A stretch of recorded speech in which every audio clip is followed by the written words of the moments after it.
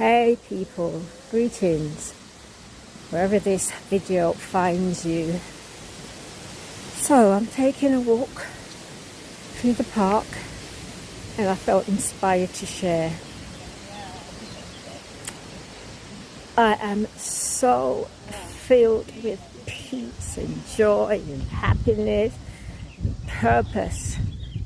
It really feels like my cup is overflowing at this moment. So I have so much to share, so much to say. Yeah, so I thought I'd jump on and do that. So I was watching a writer's class and the tutor asked, this was decades ago, the tutor asked, what makes a writer? And we all thought about it.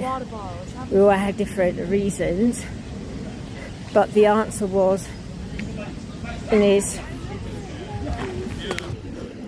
a writer writes because he or she has something to say. And that's spot on, that's absolute truth, especially for me.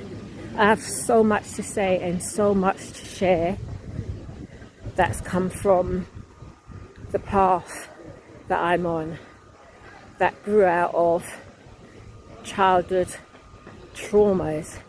Yes, my childhood had lots of wonderful bits, lots of good bits, but it also had some very, very traumatic bits as well. And I remember as a child, looking forward to becoming 18, knowing that I'd be an adult and I could take the reign of my life and move it forward. So that was a promise I made to myself. And I also, in that process, healing happened, understanding happened, wisdom was gained. And if you saw me then, compared to now, two different people almost. I was as quiet as a mouse. I had things to say, but the trauma and life experience muted me, had me inhibited. Compared to now, you would think it was two different people, like I said. But oftentimes, when we go through hard experiences, speaking specifically during childhood, we almost have to, put who we truly are away and become what the survival pattern needs us to be, to move through, to live, to kind of make some sense out of nonsense, because human beings need to be able to do that, or else that's it, total collapse. Yeah.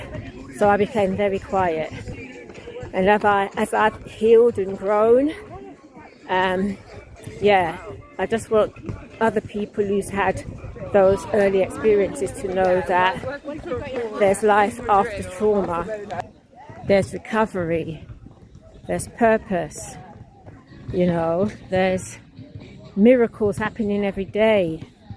Yeah, because according to statistics, I wasn't meant to survive all that, especially being black and being woman. So yeah, that's why I share. That's what drives that. And not just having something to say about, the personal history and recovery, but the collective one as well. So it's not ego-led, it's spirit-driven, of which I make no apology, and of which, I've healed mostly, but you're left with your scars.